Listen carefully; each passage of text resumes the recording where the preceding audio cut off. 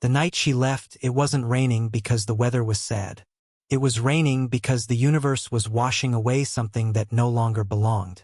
She sat across from me in the same cafe where I had once nervously held her hand for the first time, where I had whispered that I loved her before I even knew what love cost.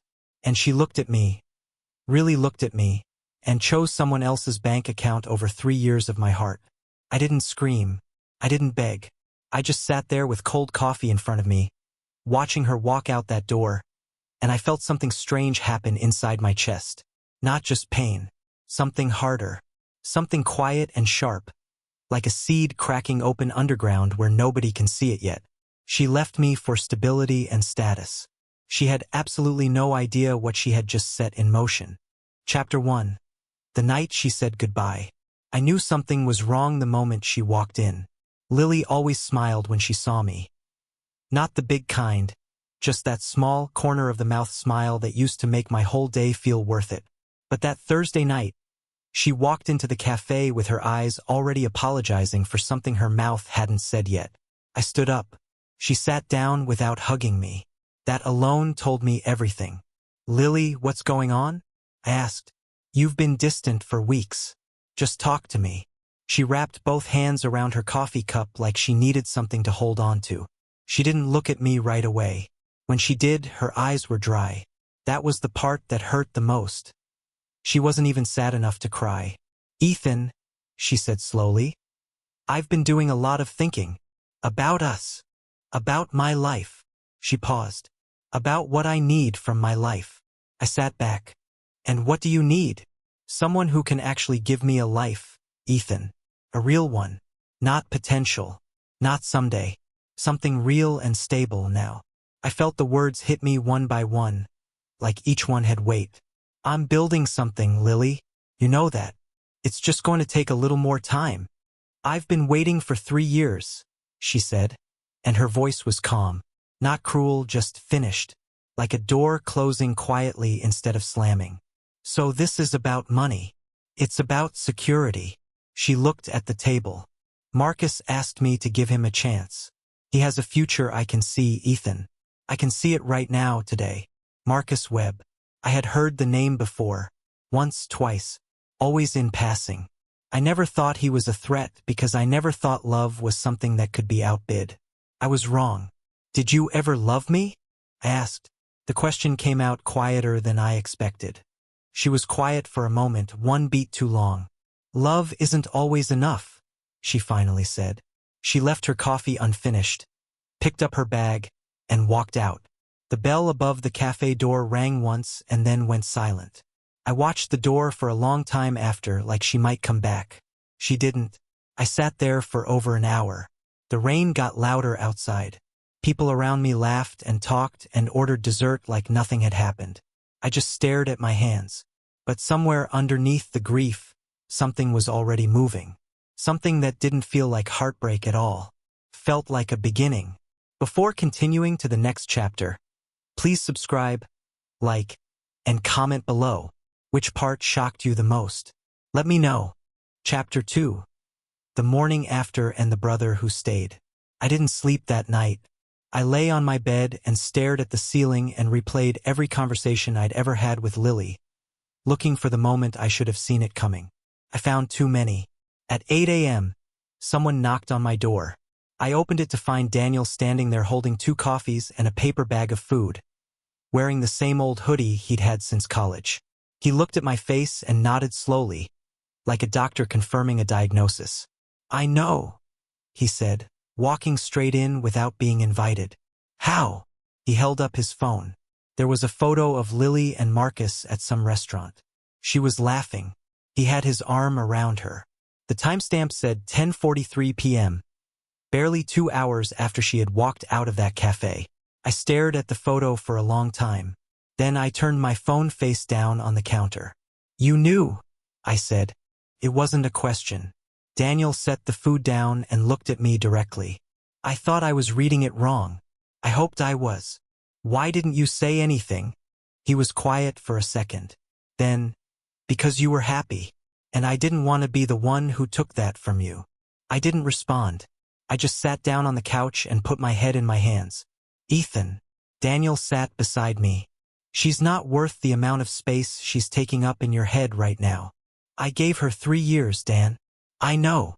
I turned down a contract opportunity in another city because she didn't want to do long distance. I stayed. I planned around her. I know, he said again. And the way he said it, without judgment, without the "I told you so" he had every right to say, made my throat tighten in a way I hadn't expected. I didn't cry. I just breathed. Eventually I stood up, walked to the bathroom, and turned on the shower. Grief, I decided, was a luxury I could not afford anymore. I had somewhere to be. I just didn't know where yet. Chapter 3. The job nobody wanted and the man who saw something. 3 months later, I was the only person in my old friend group who didn't laugh when I told them where I was working. A startup? That tiny property tech company in the East Side. My former colleague Priya had actually blinked twice when I told her. Ethan, you had a decent position. Why would you? Because decent wasn't going anywhere, I said. And that was the end of that conversation. The startup was called Nest Forward.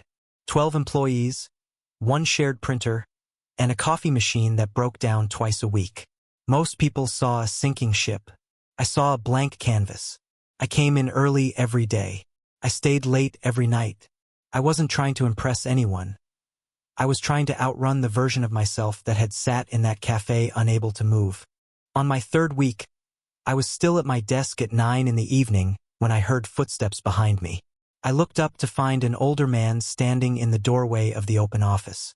He was heavy-set, silver-haired, and had the calm, unhurried energy of someone who had already proved everything he needed to prove. Everyone else went home 2 hours ago, he said. I know. He walked over, looked at my screen, and studied it for a full 30 seconds without saying a word. Then, are you working this hard because you're hungry? Or because you're angry? I looked up at him. Both, sir. He nodded once. Good. Those are the best reasons I've ever heard. He extended his hand. Raymond, I'm a senior advisor here. Ethan Cole. I know who you are. He said it like it meant something. Don't stay too late. Rest is part of the work. He turned to leave, then stopped. And Cole? Whatever you're building toward, don't stop. The next morning, I arrived to find my mother had called. I called her back on my lunch break. She asked how I was doing. I told her I was working. She was quiet for a moment and then said, Every tree that survives a storm grows stronger roots. Baby, just make sure you eat. Around that same time, I met Sophia Reyes, the company's data analyst who sat 3 desks away and noticed everything. She looked up from her screen that afternoon and said simply, You don't have to pretend you're okay here, you know? I almost smiled. I'm not pretending. I'm practicing. She nodded like that was the most reasonable thing she'd ever heard. And somehow that made it easier to breathe. Chapter 4. The cracks in her perfect life. Almost a year after that rainy Thursday, I ran into Claire at a grocery store on a Sunday afternoon. I almost didn't recognize her. Then she turned and saw me, and the guilt that crossed her face told me she had known exactly what Lily was planning before Lily had even sat down across from me in that cafe. Ethan, she said, like my name was an apology. Hey, Claire. She hesitated. Then, you look good. Thank you. There was a long pause. Then she said, carefully, quietly, like she wasn't sure she should, She's not happy. I didn't say anything. Marcus is. She stopped. Started again. He controls everything. Her money, her schedule, who she sees. She wanted to take a business course last month, and he told her it was a waste of time. Claire's voice had something tight in it. She's not who she was, Ethan. I thought about how to respond for a moment. I'm sorry to hear that. Claire looked at me. Are you? Yes, I said, and I meant it. Not because I wanted her back, but because I had loved her once, and love doesn't disappear overnight. It just changes what it asks for. I paid for my groceries and went home. That night I called Daniel. You're going to tell me something I already know, he said before I even started. Probably. I told him about Claire, about Marcus controlling Lily's life, about the business course she wasn't allowed to take. Daniel was quiet for a moment. Then, what do you feel? I thought about it honestly. Relieved, I said, that I didn't become Marcus to keep her. Another pause. Then Daniel said, "Good, that's the right answer." I hung up and lay on my back looking at the ceiling again. But this time it was different. This time I wasn't looking for answers in the dark. I was just letting go. Not in the way people describe it in movies with some big dramatic moment of clarity. Just quietly, the way you set something heavy down after carrying it for too long. My hands felt lighter after that. Chapter 5, Building Something Real. The next 18 months were the hardest and the best of my life, sometimes at the same moment. Mr. Raymond began including me in strategy meetings I had no official business being in. He would explain later that he wanted to see how I thought under pressure. What he found apparently was useful. I was up at 5 every morning. I read industry reports on my commute. I pitched ideas that got rejected and then refined them and pitched them again. I learned that failure, when you're not afraid of it, is just feedback with a bruise attached. Sophia was there for all of it. Not in a dramatic way, just present. She brought snacks when she knew I hadn't eaten. She pushed back on my ideas when they had holes. She told me once, on a particularly brutal Thursday when 3 investor emails came back with polite rejections, "She didn't leave because you weren't enough. She left because she was too scared to believe in something she couldn't see yet." I stared at her. "That's the most useful thing anyone has said to me in 2 years. She shrugged. "File it." Then one afternoon, Raymond called me into his office and closed the door. He had a document on his desk. He slid it toward me. "I'm co-founding a new venture," he said. "Urban property technology platform. I want you as a co-founder." I looked at the document. Then I looked up at him. "Property technology," I repeated. "That's right." I almost laughed. The industry where Marcus Webb's family built their empire, that was where I was being asked to plant my flag. The universe, I decided, had a sense of humor. "I've had 100 employees in 30 years, Cole. 3 of them had what you have. Don't make me regret asking." I picked up the pen. "You won't," I said, and I signed my name. I called Daniel that evening. He screamed so loudly I had to hold the phone away from my ear. Then he said, "Mom is going to cry." "Probably," I said and smiled. I was 26 years old. I had a company with my name attached to it. I had built it from broken pieces and long nights and the kind of hunger that doesn't go away until it has something worth eating. The version of me that had sat frozen in that cafe would not have recognized me. I barely recognized myself. But I liked what I saw. Chapter 6. The invitation I almost declined. The envelope arrived on a Tuesday, glossy, formal, embossed with the name of one of the city's most prestigious business galas. An invitation for Ethan Cole, co-founder, Nest Forward Technologies. I almost threw it away. "You're going," Raymond said flatly when I mentioned it. "I don't really do galas." "You do now. You've been building in the shadows long enough. It's time to be seen." Daniel agreed. He drove me to a proper clothing store that Saturday and stood outside the dressing room making editorial comments until I found a suit that he approved of.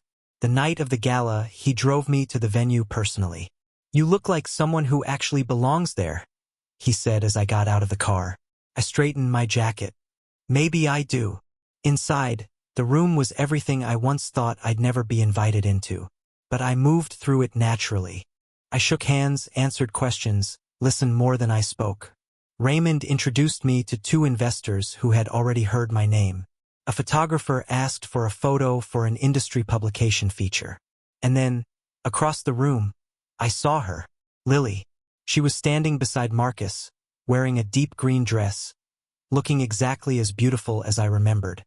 But she was wearing that smile, the tight, careful one she used to wear around people she was trying to impress. Not the real one.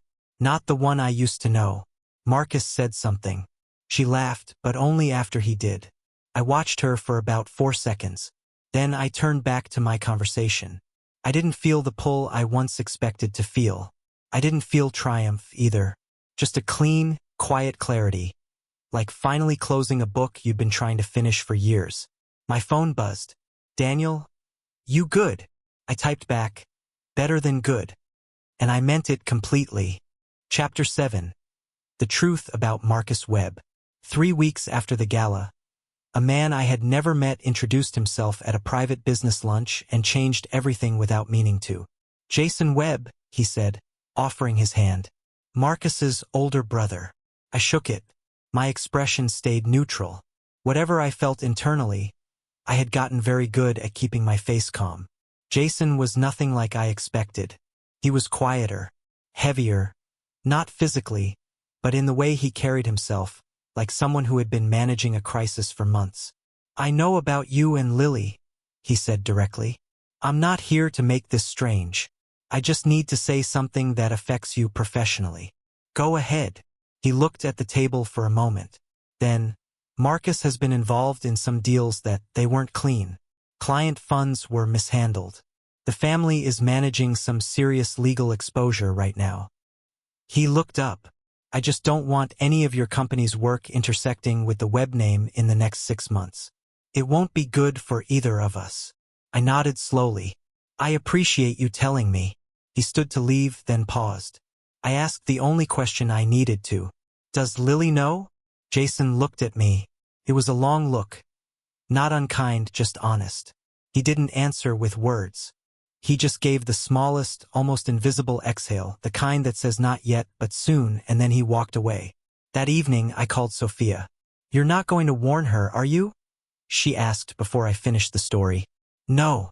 Why not? I thought about it. Because it's not my story to fix anymore. Sophia was quiet for a full 10 seconds. Then she said, That is the most healed thing you have ever said to me. I sat with that for a while after we hung up. Healed. I rolled the word around in my mind. I had not used that word about myself in a long time. Maybe not ever. To fit. Chapter 8. The phone call at midnight. The Webb scandal broke on a Wednesday morning. I found out not from the news but from David Haynes, a former colleague who had moved into financial journalism and who called me while I was having breakfast. Ethan, it's David. Haynes. From the Meridian days. Long time. David. Yeah, long time. What's up? I'm writing a piece on the Webb property collapse. Client funds mismanagement, possibly fraudulent sales. It's big. I wanted to ask if you had a quote for the record. Given Nest Forward is in the same space. I don't have a comment, David, but I appreciate the call. Understood. Just heads up. This thing is going to make a lot of noise. Stay clear of anything Webb adjacent. Already am. I hung up and finished my coffee calmly. That night, at 11:47, my phone lit up on the nightstand. Lily. I stared at her name for a long time. Every version of me that had ever loved her, argued with her, waited for her, grieved her, they all showed up in that moment and had opinions. I let them all speak. Then I answered. Ethan. Her voice was small. Stripped. It sounded like a person who had been strong for too long in the wrong direction and had finally run out of road. Lily. I needed to hear your voice. A pause. I made a mistake. I know that now.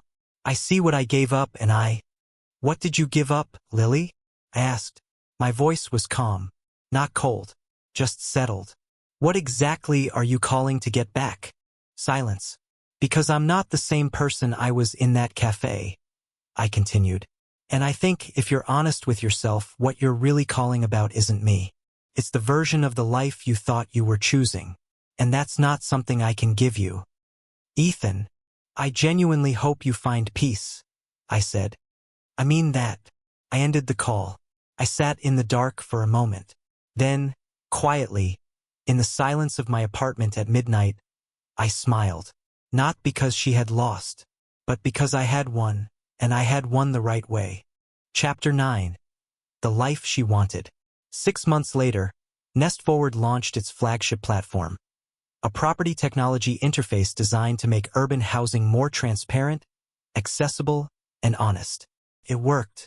Within 8 weeks of launch, we had signed 3 major municipal contracts and been featured in 4 industry publications.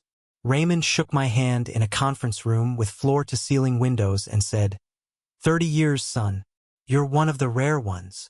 I had to look out the window so he wouldn't see how much that landed. Then David Haynes called again. This time he wasn't asking for a comment on someone else's collapse. He was asking for an interview. "I want to write about Nest Forward," he said. "And about you. The real story, where you started, what you built, how you got here." "Sure," I said. "Let's do it." The article ran on a Friday. The headline read, "From Startup Bet to Industry Name. The Quiet Ambition of Ethan Cole." Daniel sent me a photo of Mrs. Cole that morning. She was sitting at the kitchen table holding the printed magazine, crying, not sad crying, the other kind. The kind that means I always knew and I never stopped believing. I saved that photo immediately. Sophia walked into my office at 9 a.m. with a bottle of champagne and 2 glasses and set them on my desk without a word. Then she looked at me and said, "I knew before you did." "Knew what?" "That you were going to be someone worth knowing." I didn't have the right words for that, so I just poured the champagne. Later that afternoon, Claire texted me 2 sentences. She saw the article. She cried when she read it. I read the message once, set my phone face down, and went back to work. I stood at my office window near the end of that day, looking out at the city, the same city I had once felt too small and too invisible to belong to. I thought about all the nights I had sat in that cold apartment after Lily left, not knowing what I was building or whether it would ever be enough. It was enough. It was more than enough. And I had built every single piece of it myself. Chapter 10. Peace tastes better than revenge. I turned 28 on a Sunday. My mother cooked everything I had ever loved. Daniel showed up early and ate most of it before anyone else arrived. Sophia came with a ridiculous birthday card and a bottle of wine, and she stayed long after everyone else had gone home, sitting on the kitchen counter talking about everything and nothing, and I thought quietly, without making it into anything bigger than it needed to be, that this was what choosing right felt like. Not dramatic, not loud, just warm. I walked my mother to her car that night. She held my face in both her hands for a moment, the way she used to when I was small, and she didn't say anything. She didn't need to. Her eyes said everything. "I watched you break, and I watched you rebuild, and I never for 1 second doubted which one you would do." Later, Daniel and I sat outside on the steps with the last of the drinks. The city hummed in the distance. "You know what the funniest part is?" he said. "What?" "She picked a man for his money." He shook his head. "And you built yours from scratch." I laughed. Actually laughed. The full, real kind that starts from somewhere deep and surprises you on the way out. "Yeah," I said. "I guess I did." He raised his glass. I raised mine. There was a moment somewhere near midnight where I found myself thinking about who I used to be. The man who sat alone in a cafe in the rain, unable to move, holding cold coffee and a 3-year love that had just been handed back to him. I thought about what I would say to him if I could. I would tell him, "She left you for stability and status. She had no idea you were about to become the life she spent every single day after wishing for. And the best part? You didn't build it for her. You built it for you. Every late night, every rejection, every morning you got up when you didn't want to, that was all yours. Nobody can take that from you. Nobody." The next morning I woke up early, made coffee, and stepped outside. The sun was already up. The city was already moving. And for the first time in years, so was I.